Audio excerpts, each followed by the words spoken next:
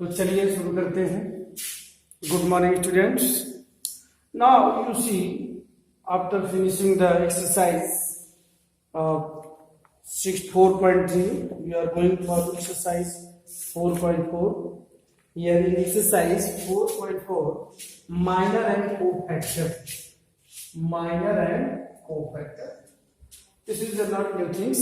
This is the simple way. ये आप पढ़ चुके हैं, कहीं ना कहीं आप पढ़ चुके हैं। हमें जो क्वेश्चन करेंगे आपको क्लियर हो जाएगा। ध्यान से देखिए definition. Minor of an element A I J of A determinant is the determinant obtain bye deleting it's ith and j का मतलब वो एलिमेंट जिस रो और कॉलम में रहेगा उसको डिलीट करने के बाद जो आपका डिटरमिनेंट बनेगा उसी को हम लोग माइनर बोलते हैं। In which element aij lies? Minor of an element aij is denoted by n। Capital N से डिनोट करेंगे। Minor of an element of a determinant of order n। ध्यान दीजिए n की वैल्यू हमेशा greater than or equal to 2 होगा, क्योंकि 2 के लिए क्या मिलेगा, एक ऑर्डर कम होगा तो 1 होगा। अगर 1 लेते हैं आप डिटरमिनेंट तो पॉसिबल नहीं है। जब भी देखिएगा ऑर्डर आपका क्या होना चाहिए, n is greater than r equal to 2 and here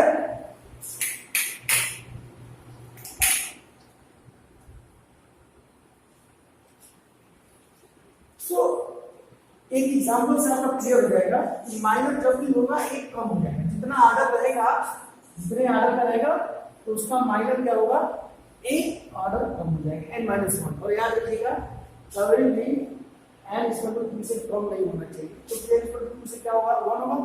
और 1 जब लेंगे तो उसका पॉसिबल नहीं। यहाँ हमारे पास एक एग्जांपल है, delta equal to determinant 1 2 3 4 5 6 7 8 9। Find the minor of the element 2 4 and 6। तो माइनर ऑफ 2 ये किस रो किस कॉलम में है, हम देख रहे हैं कि फर्स्ट रो और सेकंड कॉलम, यानी first row second column M12, ये फर्स्ट रो है। ये क्या हो जाएगा, आपका डिटरमिनेंट हो जाएगा। इस रो और इस कॉलम को लगा दिस रो और दिस कॉलम, तो बचेगा क्या, 4 6 7 9 4 6 7 9।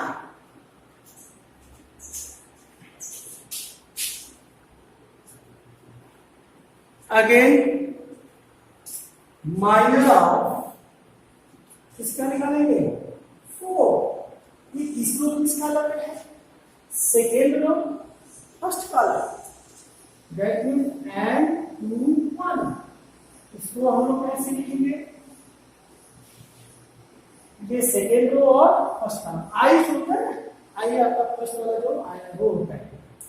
तो यहां पर हम देख रहे हैं 4, इस सेकेंड आप लोग देख रहे हैं कि सेकेंड रो और फर्स्ट कॉलम, इसको और इसको ऐड कर दीजिए तो क्या बचेगा, 2 3 8 9 2 3 8 9।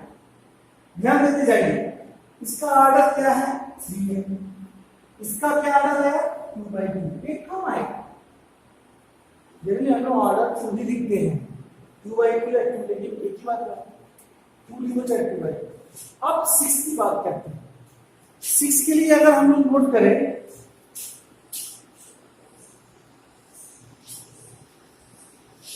कहां लिखा जाए, चलिए एक लिख देते हैं, माइनर ऑफ 6, ये हम second row third column and 2 3 क्या हो जाएगा, इसको गैप कर दीजिए, इसको गैप कर दीजिए, 1 2 7 8 1 2 7 8। अगर आपको सॉल्व भी करना है तो सॉल्व आप कर सकते हैं। कितना हो जाएगा, 9 4 36 माइनस 7 6 42, कितना आ जाएगा आपका, -6 आएगा। और ये भी आप नोट कर लीजिए, 9 में 18 और ये -24 तो ये आपका हो जाएगा -6 आएगा। इसी तरह से उसको भी सॉल्व कर लीजिएगा, बहुत ही इजी है। और हम इसके बाद आते हैं कोफैक्टर।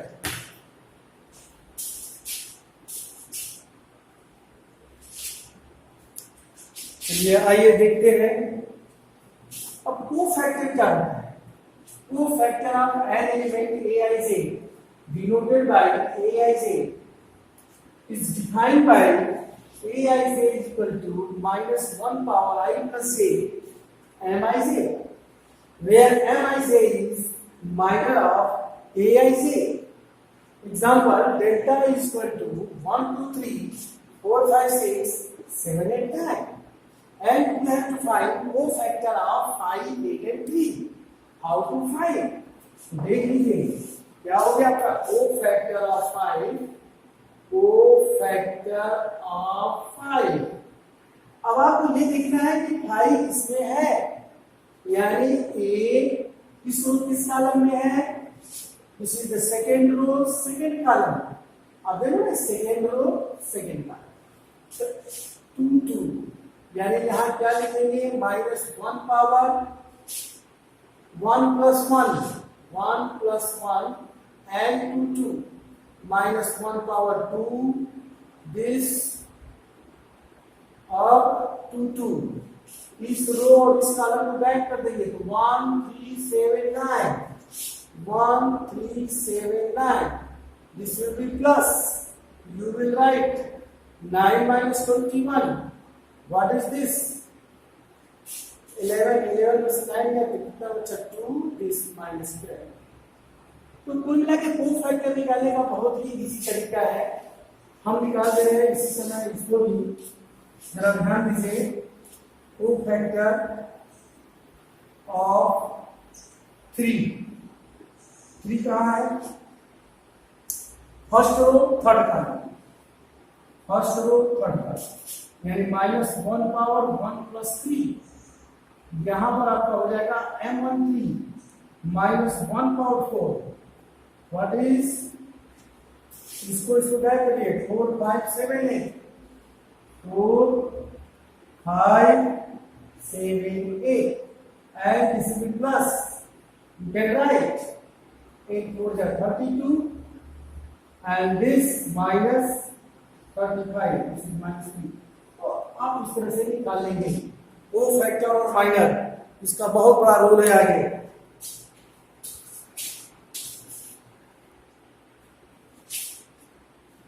चलिए हम आपको अब सिखा रहे हैं किसी भी डिटरमिनेंट का expansion in terms of cofactor. बहुत ही इजी है और ये बहुत ही इंपॉर्टेंट। हम सबसे पहले हम एक्सपेंशन करेंगे इस डेल्टा का, यानी डिटरमिनेंट का एलॉन्ग R1। क्या हो जाएगा, दिस इज R1 A11। तो यहां पर हम क्या लिखते हैं -1 पावर, यू विल राइट, ये 11 किस रो किस कॉलम में लिखा गया है -1 plus 1, और इसका हम यहाँ पर sorry this is the A11 और इसका हम कोफैक्टर लिखेंगे। इसको छोड़ दिया जाता है A22 A23 A32 A32, फिर प्लस -1 पावर 1 2 है 1 plus 2 A12 this,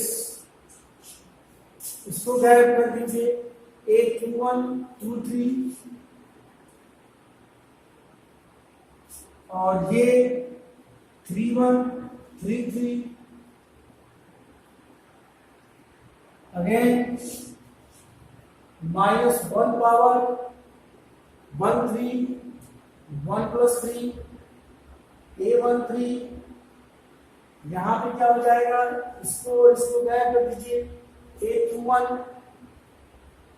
A22 A31 A33।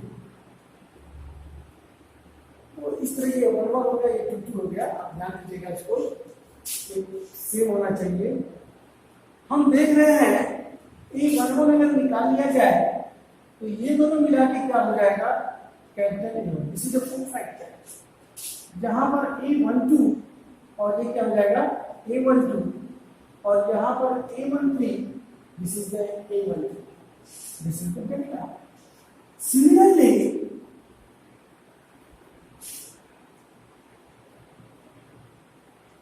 Delta हम लिख सकते हैं अलाउंग R2, क्या लिखेंगे A21 A21 A22 A22 small factor A23 A23।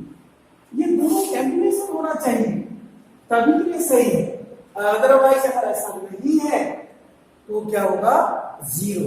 So therefore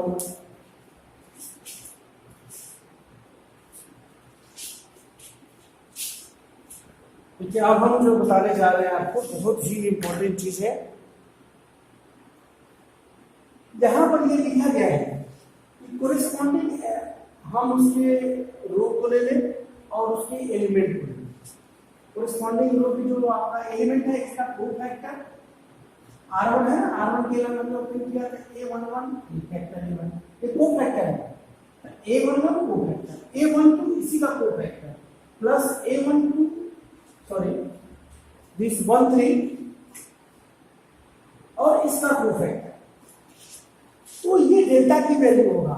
यहां पर हम सेकेंड रो ले रहे हैं 21 A21, ये कोफैक्टर है तो ये एलिमेंट, तो कोई एलिमेंट और उसकी corresponding cofactor एलाउंग R1 R2 R3 या C1 C2 C3 कोई भी लिया जाए तो वो उसकी डिटरमिनेंट वैल्यू होगी।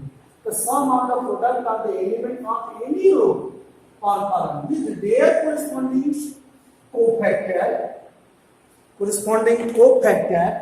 this equal to delta, क्या वैल्यू होगी, delta. Sum of the product of the elements of any row or column with their corresponding cofactors, this will be delta. लेकिन अगर ऐसा नहीं है, जैसे ये पीछे डेल्टा, ये फर्स्ट रो लिया गया है लेकिन वो फैक्टर क्या इसका लिया गया, सेकंड का लिया गया है, तो इसकी वैल्यू क्या होगी, जीरो। इसी प्रकार आप इसको भी ले सकते हो। मान लीजिए हम किसको ले रहे हैं, थर्ड वाले को ले रहे हैं। मान लीजिए मेरे पास कहाँ है डेल्टा की वैल्यू, डेल्टा लिख लेते हैं, this is the delta here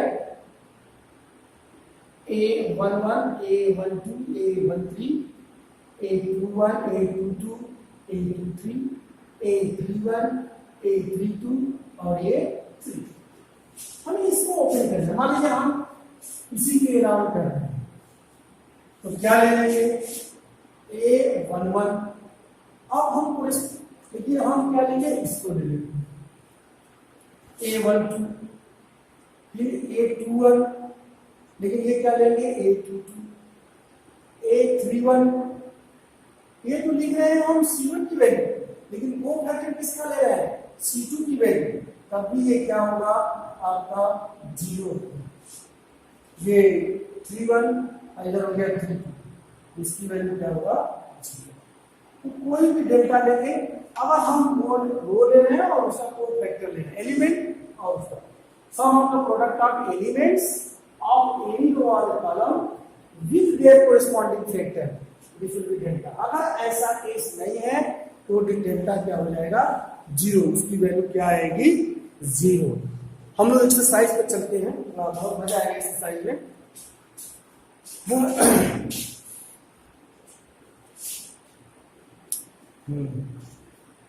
चलिए दोस्तों थोड़ा ध्यान देते हैं, बहुत मजा आएगा यहाँ पर। माइनर और फोर्थ फैक्टर हमने क्या बताया था कि जब भी आपको माइनर निकालना हो या फोर्थ फैक्टर निकालना हो, एन की वैल्यू क्या होना चाहिए, ऑर्डर क्या होना चाहिए, greater than or equal to 2। अगर इससे कम है, यहाँ पर 2 है, 2/2 है।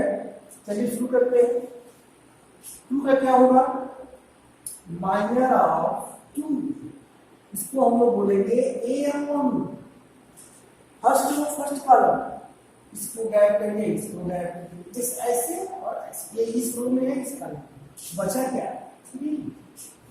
फिर माइनर ऑफ -4, इसमें साइन नहीं रहेगा। ये क्या है, फर्स्ट रो सेकेंड का, इसको बैक कर दीजिए, जीरो आएगा। जीरो का निकालिए तो जीरो का क्या होगा, एंड दिस दिस माइनस, फिर माइनर ऑफ 3, यानी ये हो गया 2। इसको क्या कर दीजिए, इसको क्या, ये और ये मिलेगा आपको। अब आपको निकालना है को फैक्टर। देखिए यहां पर क्या माइनर है, को फैक्टर आता है, को फैक्टर ऑफ 2 मीन्स A11। कैसे निकालेंगे, -1 पावर 1 प्लस 1 एंड 1, बस साइन का चेंज होगा। ये तो हो जाएगा प्लस इंटू 3, डायरेक्ट लिख देते हैं, इधर हो जाएगा 1 इंटू m1 की वैल्यू कितना है, 3। वही चीज को factor of -4, this is A12 -1 power 1 plus 2, A, this is M12 -1 into M12, M12 कितना बेटा, 0, दिस इज, इधर आइए माइनस को अब हम निकालेंगे 0, तो 0 किसमें है, second row second column, second row first column, A21 -1 power 2 plus 1, which is M1। That means -1 into 1 की वैल्यू क्या होगा, यहां पर 2 की वैल्यू क्या होगा, यहां दिया हुआ है -4 which is 8, 4 and again 3 का क्या होगा, and sorry A22 -1 power 2 plus 2 and 22, यानी 1 power into M22 is 2, which is 2। कुल मिला के आपका ये नोट कर लीजिए इसको। चलिए शुरू करते हैं फिर। Using cofactor of elements of second row, when delta is equal to this, आप इस पर देखिए delta is cofactor of elements of second row। तो सबसे पहले आप फार्मूला ले लीजिए, आपको सेकेंड रो लेना है दिस, यानी 2 A21 0 A22 एंड 1 किस रो में है,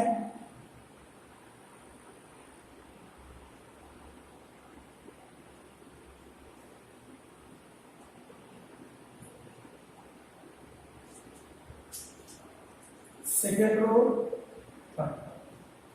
तो शुरू करते हैं हम लोग, ये देखिए 2 इसमें है, सेकेंड रो फर्स्ट का, 0 इसमें है, सेकेंड रो सेकेंड का, 1 इसमें है, सेकेंड रो थर्ड का। तो ये तो हो गया 2, यहाँ पर क्या आएगा, -1 पावर 2 plus 1, इसको नोट कर लीजिए, ये ऐसे और ऐसे चला जाएगा, 3A23 3A23, ये तो 0 हो गया, इसका कोई मायने नहीं।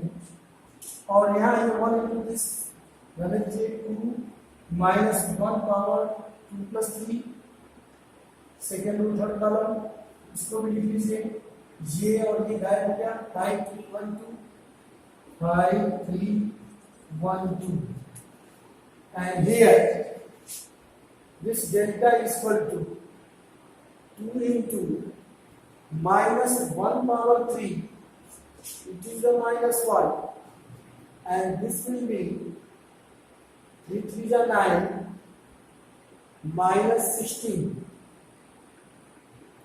and this is minus 5 is 10 -3, this is the -2, It is the -7. 10 minus 3. This is the 7. 7 to the 14. It is the 7.